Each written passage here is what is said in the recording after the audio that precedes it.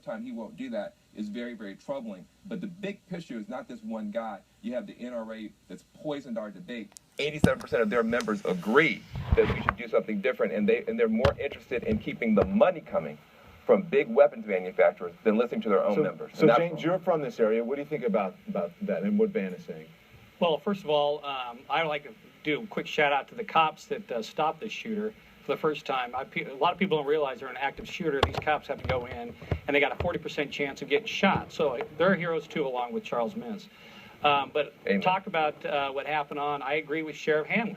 Now, this is where I was born and raised. We have a very strong rural environment where a lot of people use weapons to go hunt and fish and for self-protection. Now, what Mr. Jones keeps talking about is about all the violence that is happening, but little do people realize is that there was over 1 million people in 2004 that used weapons to protect themselves, about 959,000 people. So when Jones talks about how the NRA is talking about taking money from big lobbyists and guns and all major firearm dealers, what you should also realize is that in 2008, the NRA and gun advocate groups only gave about $2.5 million to federal candidates. However, lawyers and law firms gave about 99%. That was the 1% of what lawyers and law firms. What are you saying, James? What I'm saying is that when we start politicizing this and start talking about the NRA and making a boogeyman, you're not talking about the facts. And the facts are that 959,000 people in 2000 were protected by using firearms. Now, we have got to get away from just saying guns are bad. We've been talking about this mental health James, stuff. I have to say this. I don't think people are saying guns are bad. I think that is a talking point that how people are reading it on the other side. I think what people are saying, it's time that our gun laws and who is allowed to purchase a gun and how long of a waiting period that is, that should be looked at again, and that we need to tweak the gun laws. I don't think anyone is saying guns are bad. I think most people who use guns in those ways, hunting and fishing, they use them in the correct way, law enforcement officers.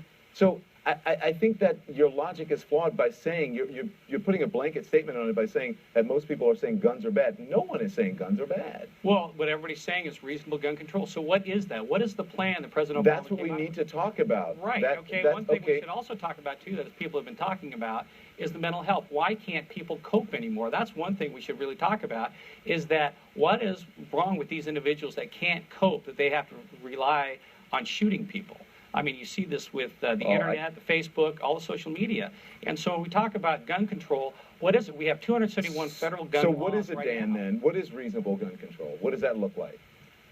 Well, first of all, 40% of all the guns that have purchased this past year, there was no background check whatsoever. There's not a single hunter or fisher person or anybody in the country that thinks that's a very good idea. Listen, and you have people who are now starting to fight back in very smart ways. There will be a ballot measure, I think, in Maine and also in Nevada to try to get universal background checks. They got that done in Washington State. It worked out just perfectly fine. You're going around Congress being captured by the NRA. You also have groups like the Agenda Project that's saying you've got to get rid of the head of the NRA because he's just taken this organization in such a negative direction. There's a documentary that's being put forward by a group called Brave New Films to try to pull the mask off. Everybody wants the hunters to have their rights, but this group that used to represent hunters have been taken over by these big money people. And so literally, you're in a situation where basic common sense stuff is being stopped. The democracy has been hijacked. Most Republicans want there to be more reform, and we can't get it done, and it's wrong. Everyone agrees that you should be able to protect yourself, that if you're hunting and fishing, especially coming from a state like Louisiana, that you should be able to do it. That's part of my family, part of my growing up, and most of the country. Yeah. So listen, gentlemen, I appreciate you. We're out of time. Van Jones, James Feldkamp, thank you very much. Coming up in the wake of the Oregon campus shooting, the battle over gun control is erupting on the campaign trail, and the candidates are at odds over what America should do, as we've been talking about. A leading conservative is going to weigh in coming up.